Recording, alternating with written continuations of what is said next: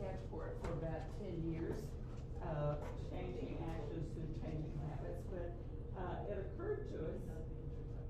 Mike, there's one sitting right there. Oh, If we're being recorded, it's probably good to be on the mic.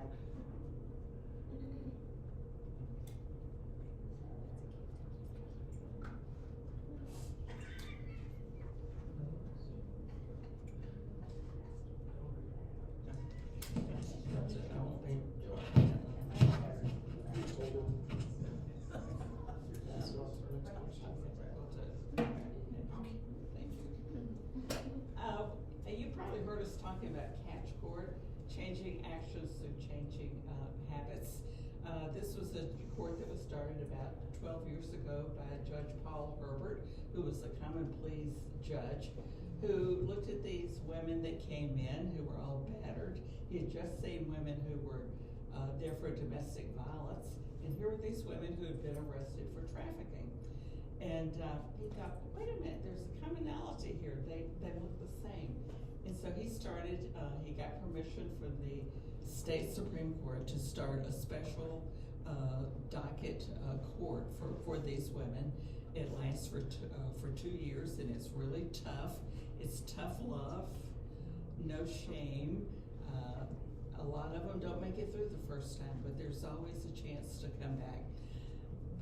So we have, for years, taken lunch down for the first Thursday of every month, and we've done many other things to help them as well. But it occurred to us, catch court cannot exist alone. It's part of a big circle that includes freedom a la carte and butterflies, because these women, you know, they're not suddenly whole after 2 years in a court. They need to have a job, they need a place to live, they need services, and then even after they've graduated and fly, they still need support from their peers and from others. So Becca and Vanessa are here to tell you the rest of the story. And afterwards, we're willing to talk to you about catch, about anything. And if you're wondering what you can do to help, we're here to tell you what you can do. So who's going to go first? Yeah. And also Austin is Becca's husband as of 4 months, and we're happy to have him also. Thank you so much. So who of you here have heard about Freedom a la carte and kind of, all right, so this is a good audience. So a lot of individuals, whether it be like churches or organizations, they know about one pillar of freedom, and we actually have 3. We have Catch Court, we have our workforce development program, and then we have our butterfly program. So we'll go through each of them. And Barbara went through a little bit of Catch Court. I think Vanessa has a little bit of history with Catch Court, so she'll be able to talk a little bit more to that.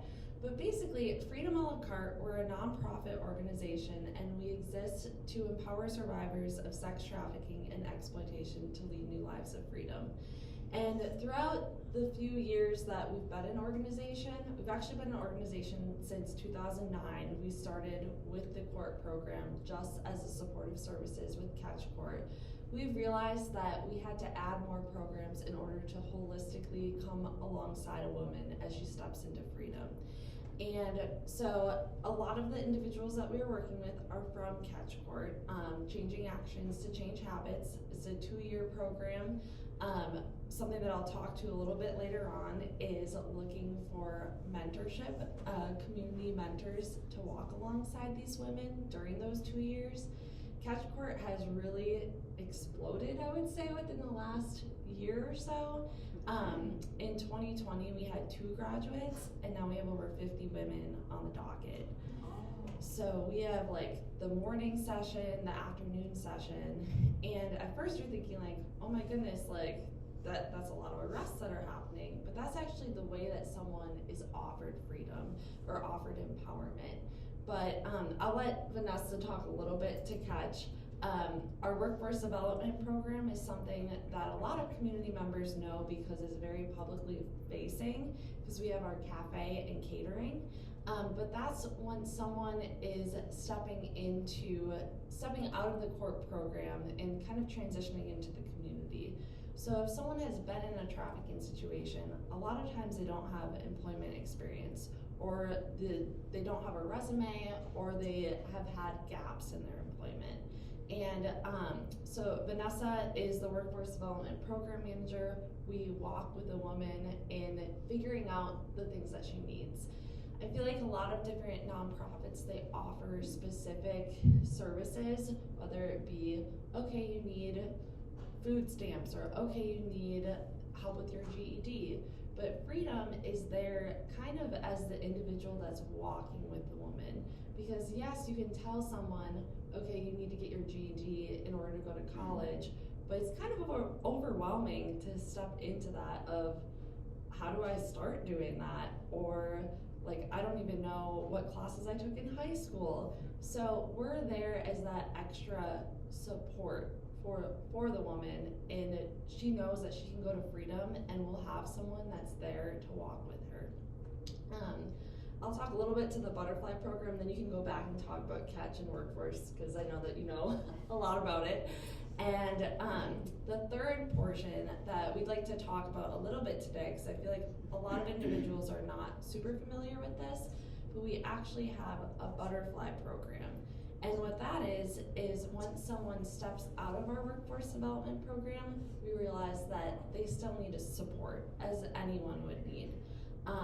We work with a woman in transitioning her into sustainable employment, but we also realize that you need support, social support, during that time. During that time, that transition period that anyone would need when they're transitioning into a job, but even more so for women that are coming out of this situation, if they are getting custody of their children back, if they're forming new relationships because they've had to break off most of the relationships they had in the trafficking past. And so we have, it's called a Butterfly Continuum of Care program, and we currently have nearly 200 women within this program in Columbus. We do monthly social gatherings with them, and then we also do weekly peer support groups. And the peer support groups are basically like what an AA meeting would be, but it's specifically survivor focused, and it's peer led. So it's someone with lived experience in this a trafficking history or something similar, that's speaking with a woman and having an open conversation of, hey, my kid asked me about my past, how do I navigate that? Or I'm living this new life of sobriety and I've been invited to go to a cocktail hour at my new place of employment. How do I manage that? So Freedom created this network of women that are all added into a Facebook group, and we make sure we're reaching out to them monthly to make sure that they have the support that they need to realize after the employment, after their transition, they still have some place to go. Just because I write the grants, I know a little bit of the statistics of the successes of our program, but in the last 6 years, 91 survivors have gone through our workforce development program, of which 84% have received no new criminal record, meaning that 84% of the time they are walking into that life of freedom. It's really impactful because on the other side of it, the national recidivism rate is around 80% for women that are going in that have been flagged for prostitution or a trafficking situation. So Freedom, with this model of having catch court, workforce development, and a butterfly program, we're literally flipping the narrative of someone's life. And that's because the woman is having custody of her children. She gets assistance with getting her driver's license back. She's stepping into a new life.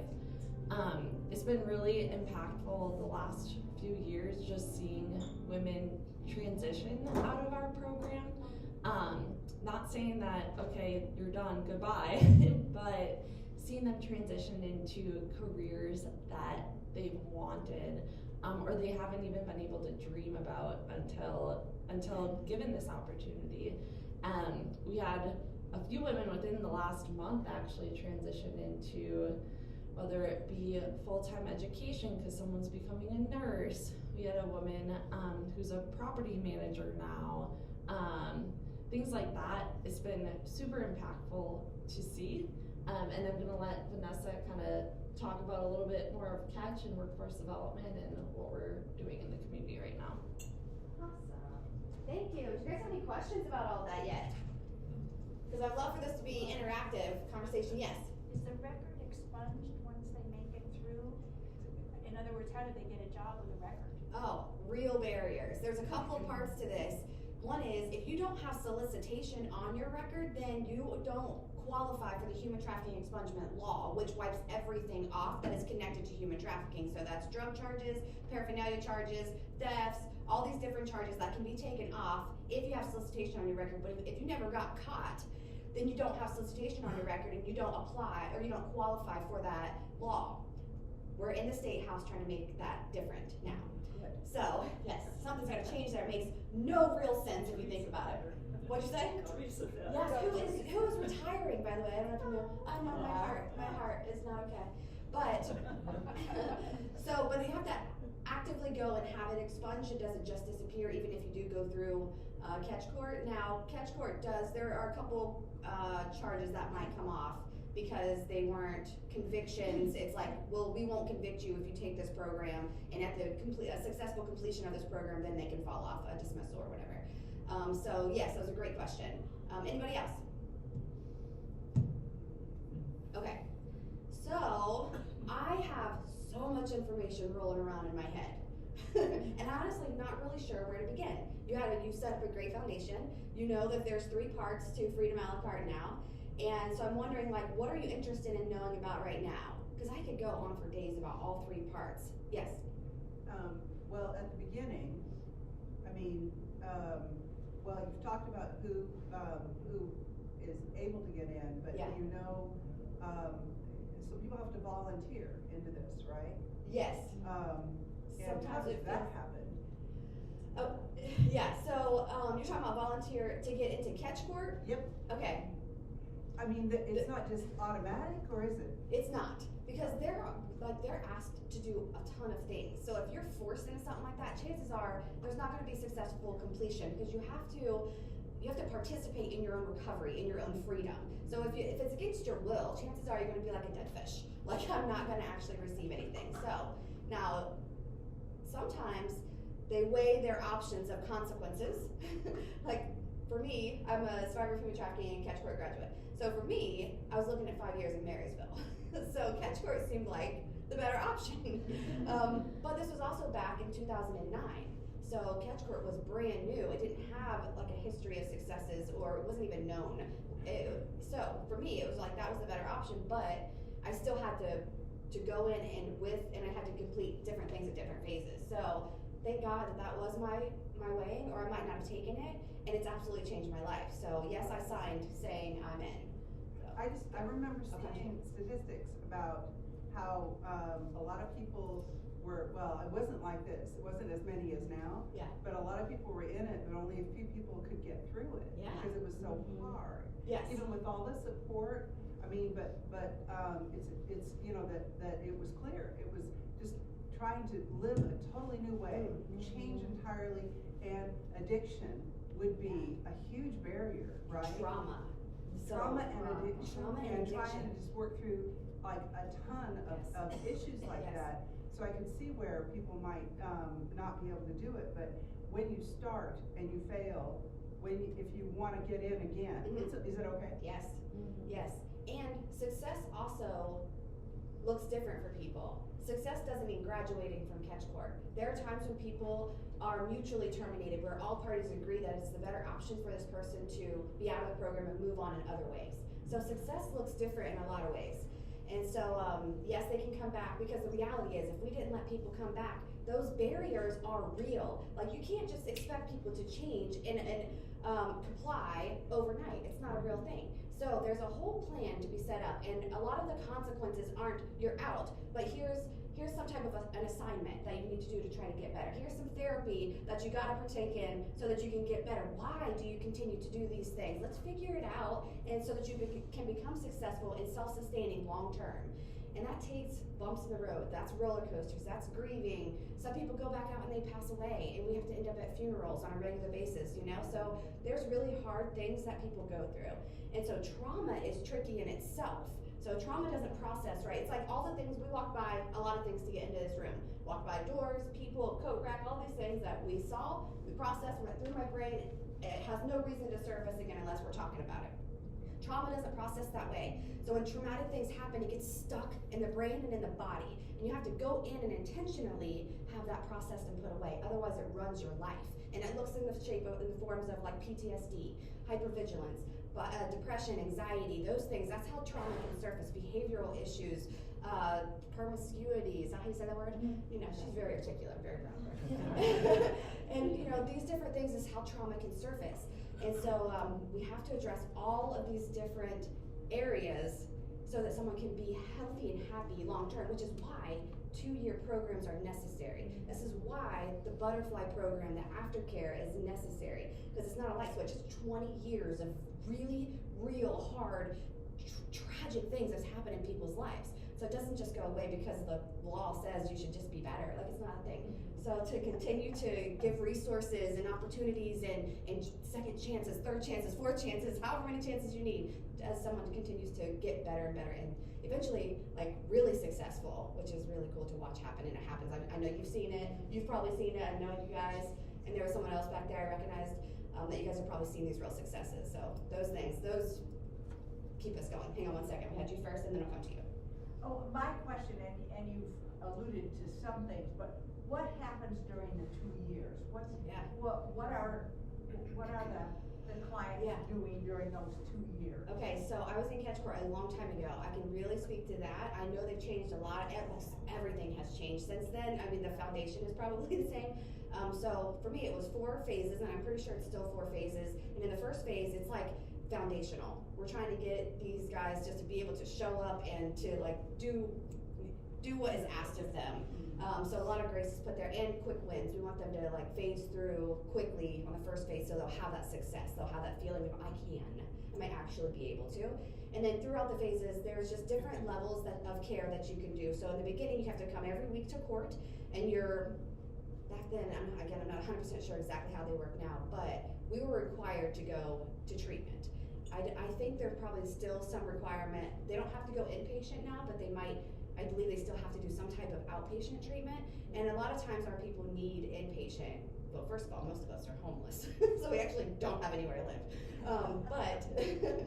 And we always want to find that safe place, like AKA sugar daddy. Sorry, inappropriate. But anyway, you know. Real. So just keeping our eyes on them, letting them make some choices to empower themselves. So there are 4 phases, and then at some point you don't have to come every week.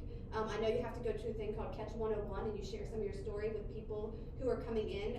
So Catch 101 is like a snapshot of what recovery looks like for people coming out of human trafficking.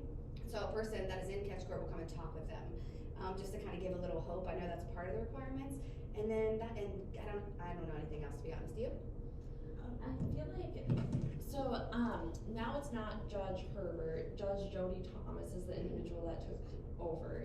And she's still working with Gwen, who at the time was the parole officer. So now she is the coordinator. And they took it was like a national training on trauma-informed, working with survivors of trafficking and being more trauma-informed with it. And I think that's why a lot of the different requirements have changed. So for instance, with the sober housing, a lot of individuals were like, I don't really want to be away from my family, even if they had like safe family members. And so that's why there's a little bit more leniency with it, of meeting with a woman one-on-one, figuring out what would be the best game plan for her. And I mean, it's only been like this for the last few years, so they're trying to see if there's success in it. But so far, a lot of individuals have been able to plea in now because they don't have that barrier of, oh, I'm going to sober housing right away, I'm gonna have to cut off these family relationships or not cut off the family relationships, but be further away from my family, that might have been a stronger support system. So that's pretty much all I know on that end. But I do know that they've been trying to be more trauma informed and discussing with the women what would work best for you in order to step into sobriety and self-sufficiency. Yeah. So, Yes. the other thing I'd mention too, is you can kind of talk to this, but freedom for our programs in workforce development too, we've kind of changed to be more trauma informed. So we have now counseling on site. So we were realizing that women within our programs, we scheduled counseling for them, but because of transportation, because of being overwhelmed, things like that, they weren't able to go to them.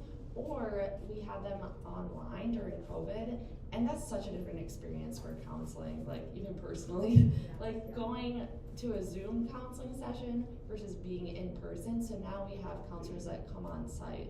So it's kind of the whole anti-trafficking community within Columbus have realized that we need to be more trauma informed. We need to have those conversations with women of what would work best for you in order to stay sober, to stay in a safe place. And that's kind of why there's been a lot of transition within the local programs. Hang on one second, I had one back here and then I'll come to you. Hold it, don't let it go away. Yes. I think you answered my question because it was about housing. Yes. You wanna get the person out of the situation that sort of supported their behavior. So do you provide, it has to be either sober housing or family housing is what I'm hearing you say now.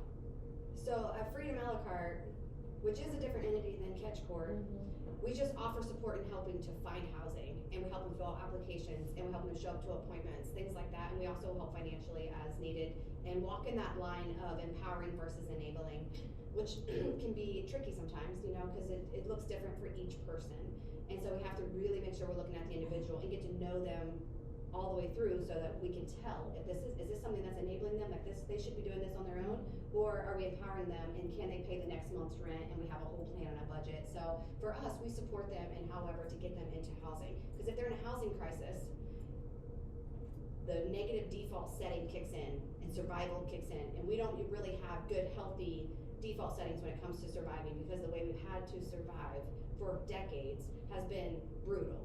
And so like to change that into something healthy and positive, like for example, I'm an alcoholic, and when my back hurts, I don't think about I should go do yoga and stretch and maybe go to the doctor. I think I should have a couple drinks to take care of that. Like, what?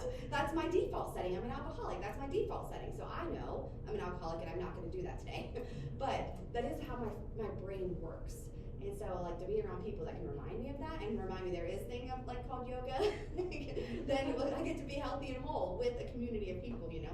Did that answer yours too? No, I want to make sure that they understand that housing, trauma housing, is available to them when they're going through the Catch Court program. Because I can remember buses coming from different places, bringing the group of women to the court because they had to report in. Yeah. But they weren't living in a house. They were Right. living in a community of women who were also in the same boat. Yes.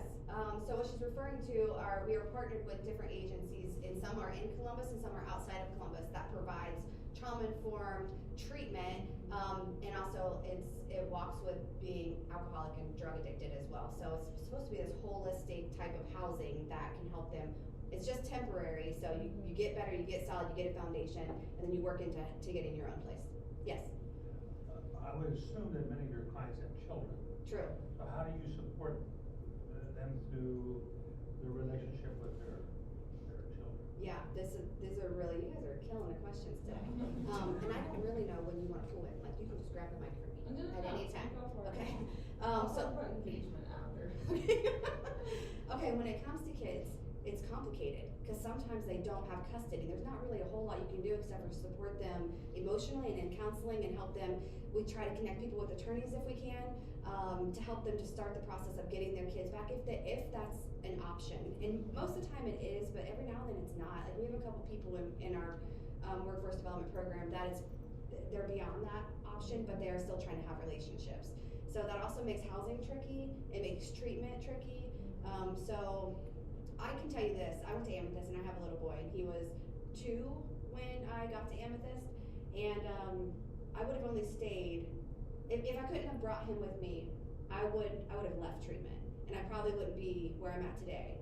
So like, one thing I know we need is more housing that takes parents and kids, so not just women and kids, because I know we talk about that a lot, but men need that option as well. And so that's something that we've been talking about. I don't see much movement on it. We have people in our program that want to create that when they get to the place of creating that, but so I don't know, do you have anything else to go in on that with that? I would say just from like the community perspective, and this was me like walking into freedom, I was thinking that it was the majority were younger women with younger kids, but we also have women that are in their 40s or 50s, and their kids are adults now. So part of it is just forming that relationship because their kids are adults. So there's the custody portion of it for the younger kids, as well as the relational part of it of, okay, my child, and they might have stepped into that same life too, and so then it's navigating, should you form that relationship, is that a healthy relationship to have right now when you're doing well in sobriety, to reach out to your child, which that's a whole nother conversation in and of itself. But from a grant perspective, so it's we have 83% of the women within our programs have children, and that could be adult children, that could be younger children, but the majority of women within our programs do have kids. Yes. It's been a couple of years since I've been down to Catch Court, but when I did go, I was so impressed, and I came back thinking every woman in our church should at least go down once to see what transpires. And one of the things that got to me the most was when an officer would bring in a young girl who was just appearing before a judge, and you got involved and heard that, and that becomes a little sad. It's like sad, but it's also hopeful. Yes, it is sad, you're right, because that's the beginning, and that's the part where they're mostly dead inside and no hope. So to bring them out into that courtroom, although they're in that place in their life, it kind of is the time that maybe their entire life can change. And for me, me walking out there in handcuffs, that was when I said yes to Catch Court. It wasn't before, it wasn't because I heard about it, because I didn't. There was like 4 people in the program at that time, and because they walked the same streets that I walked, and they're actually in court on purpose, like they showed up on their own free will, like no one brought them there, like, and they had this light in their eyes that I hadn't seen in a long time. So that was like the hope shot for me. It wasn't the judge, I didn't know him, nobody knew him yet. It wasn't the team, they were all authority to me. So I wasn't really like with it, but the people, the women, like that's what connected me to that little piece of hope where I thought maybe there's something here. I don't know what it is, I don't know. But thank you for that information. We're gonna go back here, and then I'll come up here to you. I've gone to Catch Court a number of times, and we haven't had it lately, so it's been really hard to remember those things. But if you could go through a typical day in a Catch Court where we get to visit and hear the questions being asked the women, and how impressive we are, how they answer, and how we can use their answers to anything we go through during the day. It's just not for what they're going through. But can you kind of talk with some of the simulations that they go through in court so that we can relate with that and maybe want to go see and help us be empowered to help them more? Yeah, maybe. I don't know if I can or not, because it's different now. I've gone a few times, and what I've seen mostly is the judge talking one-on-one individually with people. I think they probably do a peer-to-peer questioning. I just haven't seen it in a while. But what I really appreciate about the peer-to-peer questioning is it's one person that's in the program asking another person and challenging them sometimes. Like, you was having some risky behavior, or you were having relapse behavior at this time. Do you want to share that here so that it takes some of that power away? So that honesty and humility, that's something I know we all can carry. Even today, because I'm 13 years out of that life, my head wants to tell me I shouldn't have those thoughts anymore. That's ego. That's not real. That's not honest. So if I'm being honest with myself, then I know I need to share that stuff with my peers. Now, if I can't get there because ego's blocking God, because that's what it is, easing God out, then I need my people to tell me, you got some stuff going on, I don't know what it is, but let's talk about it. Excuse me, I spit, I'm glad you weren't that close. So, sat in a good spot. So, we need each other to be able to see ourselves. Sometimes we can't see ourselves. Like, I heard someone say recently, if you I'm gonna make up the thing, put a can on your head, you can't see the can until you look in the mirror.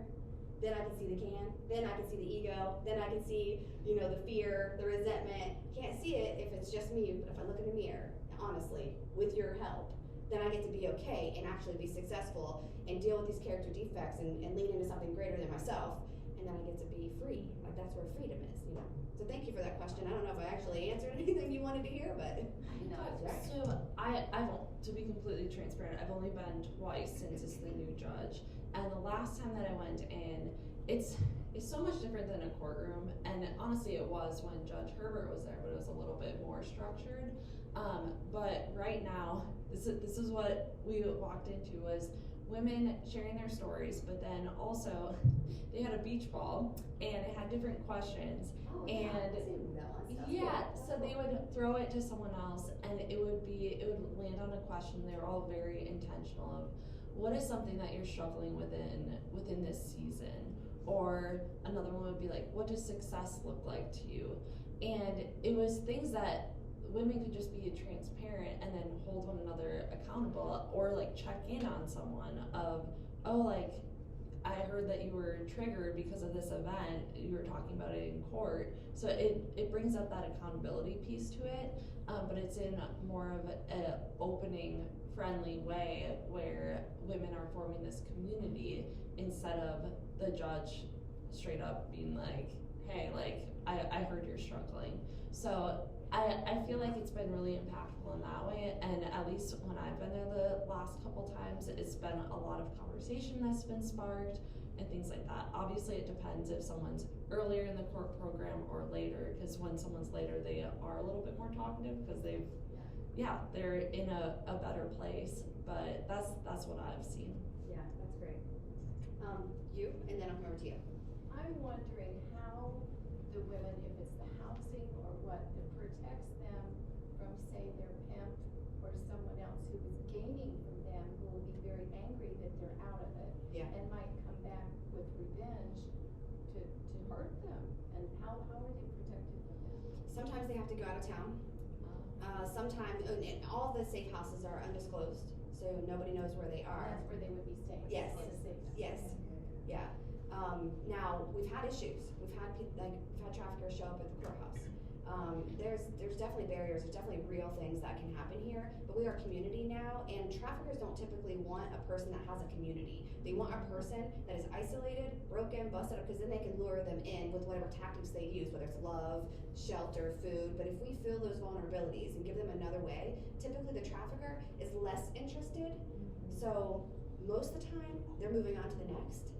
But it definitely comes up and it happens. So that's also another place where people need to hold each other accountable, because even the person that has left the trafficker doesn't always want to have left the trafficker, because a lot of times they love them.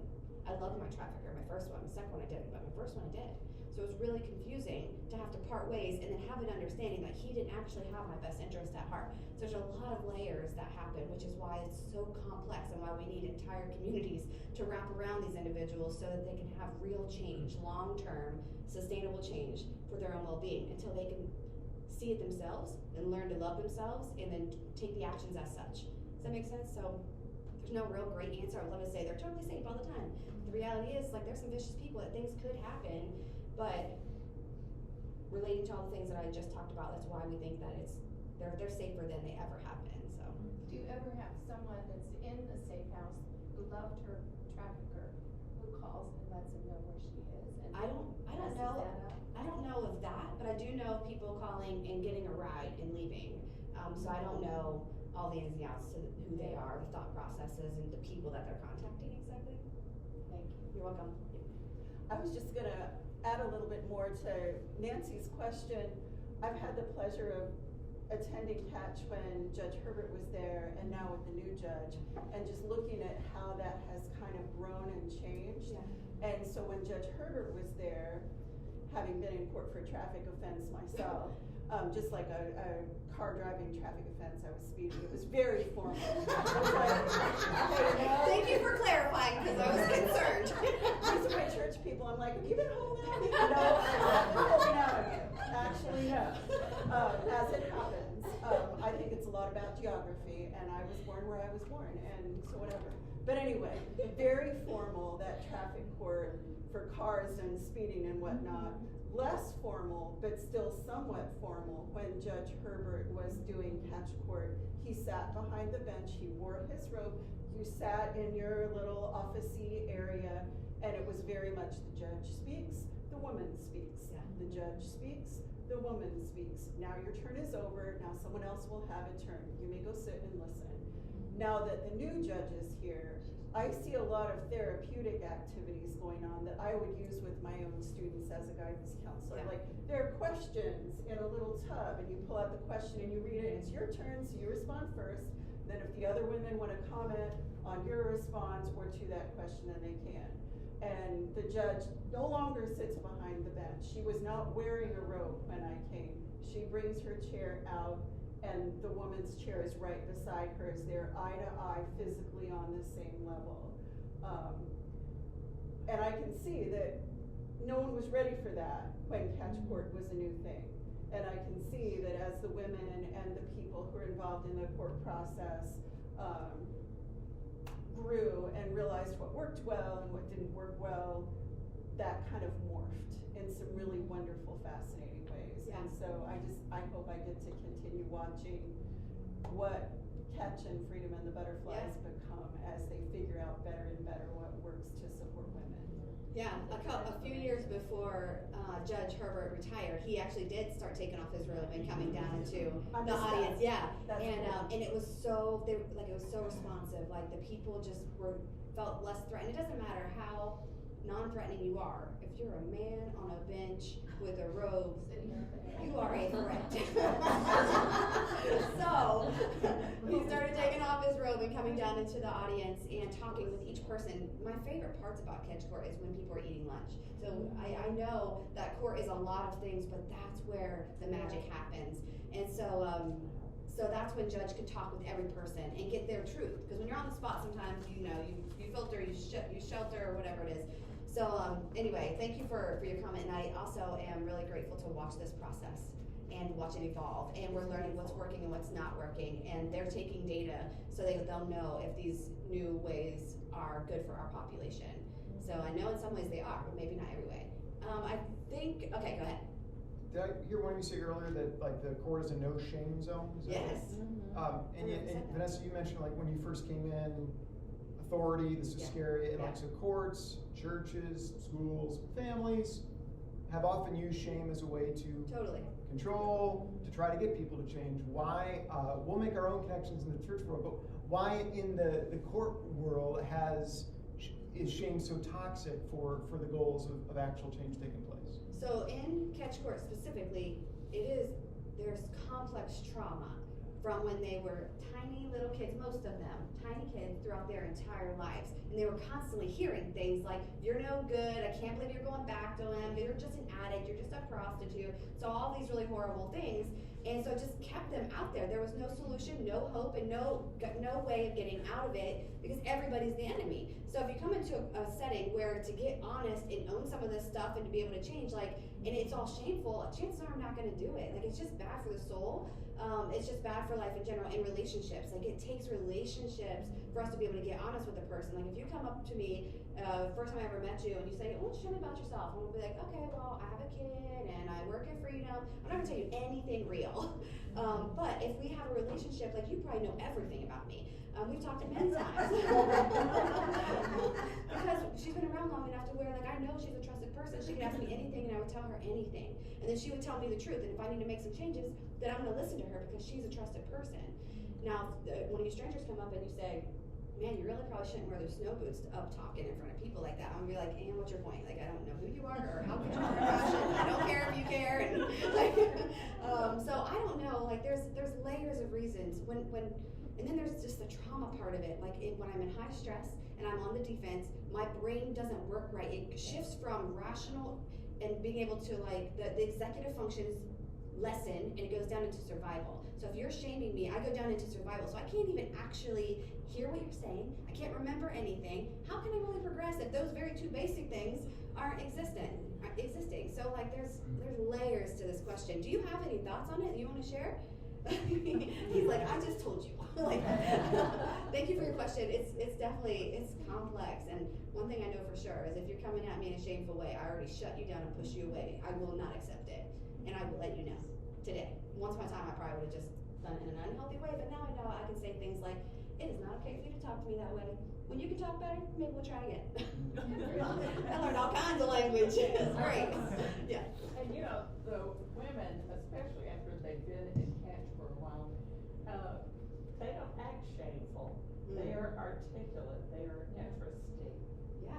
Often you would not know you were walking into a courtroom of people who have been arrested for something. It could be any kind of meeting. Yeah. I mean, I've met amazing women there. Yes. And after catch court, if they stay on the path and continue to look for good resources and find healthy ways to live, like, you would never know where they come from. Never know.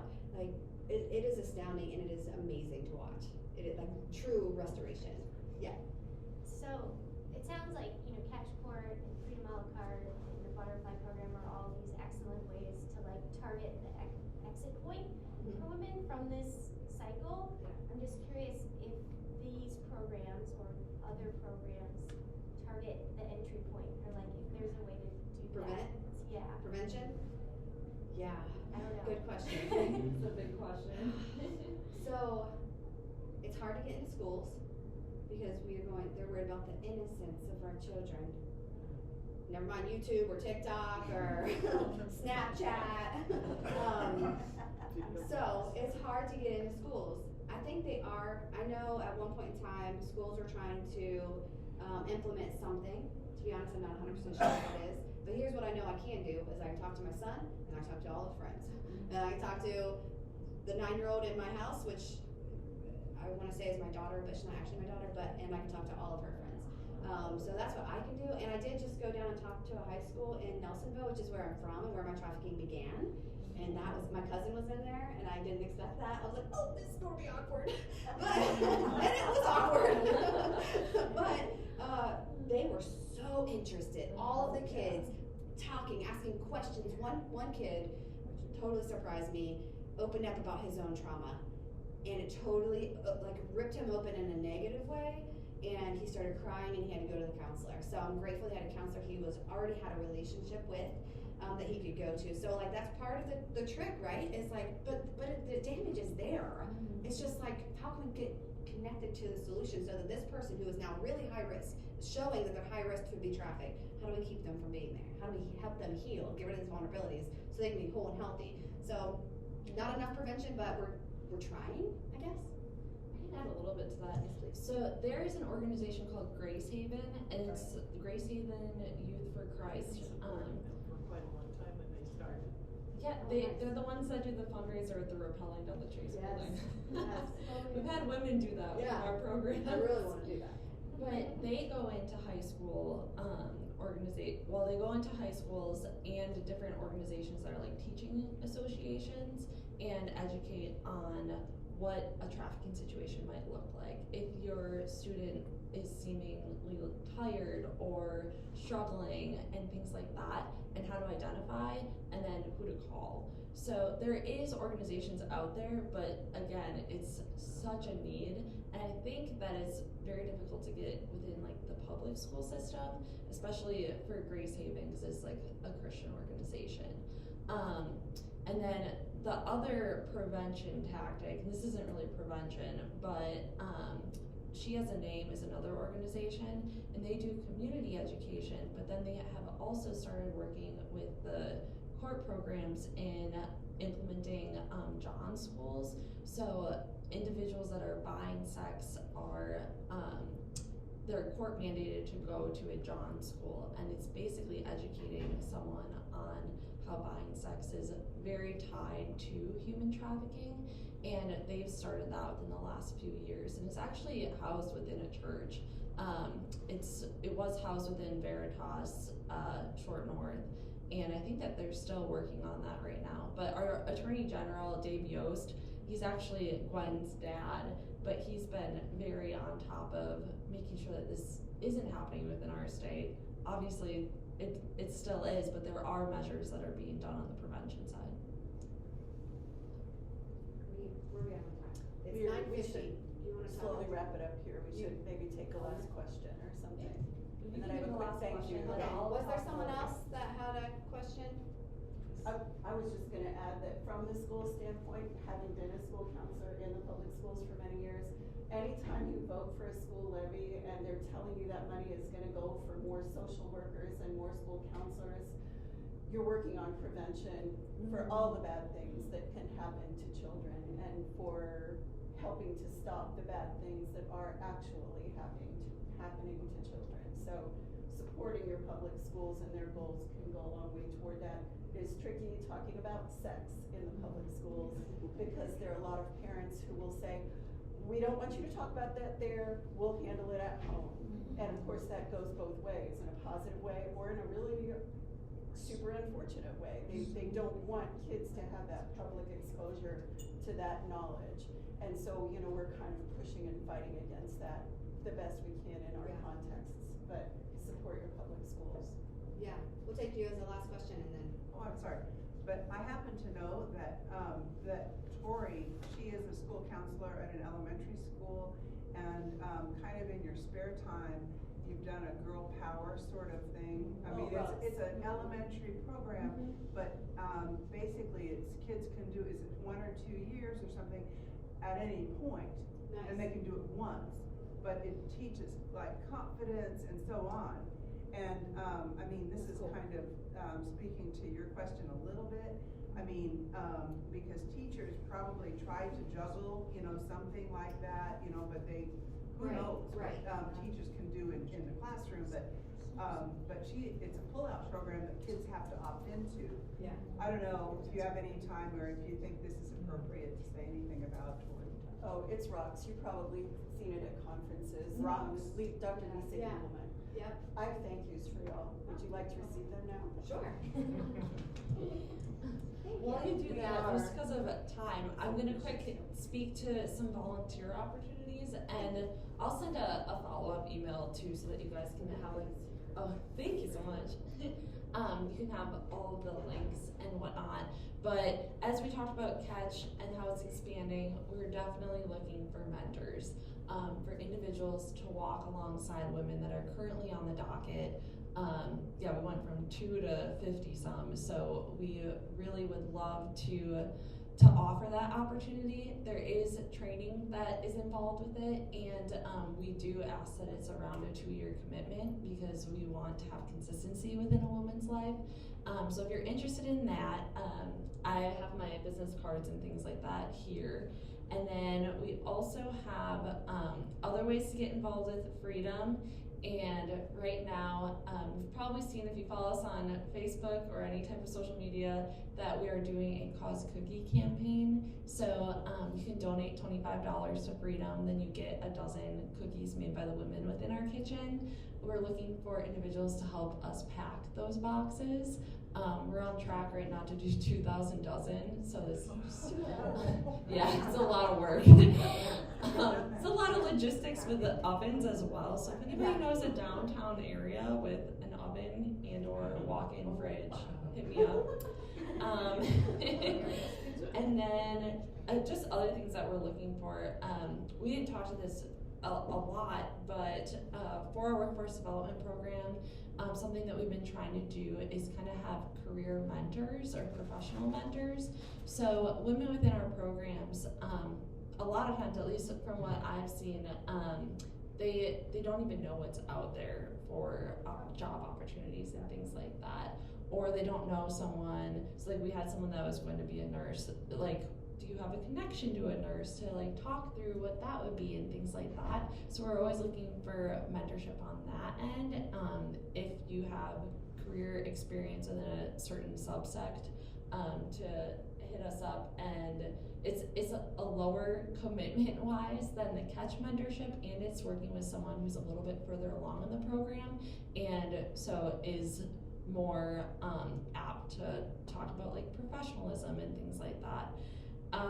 The other things that we have, one last thing, this is something we don't know if it's going to continue next year, but we actually have partnered with an organization called Out of Darkness, and that's in meeting women within the strip clubs within Columbus, and basically it's offering a meal to them, but it is in a bag, and then there's contact information for Freedom a la carte, so that if someone is in a situation where they are being trafficked, they're able to get the support that they need. But from the community end, we're looking for food donations, and our last like quarterly drop off of those is December 15th. So you can find information for that on our website, and then I'll send a follow-up email earlier in the week, and then you guys can have the links for it. But thank you so much just for your time today. Yeah, and yeah, we're excited to get you all involved. Thank you.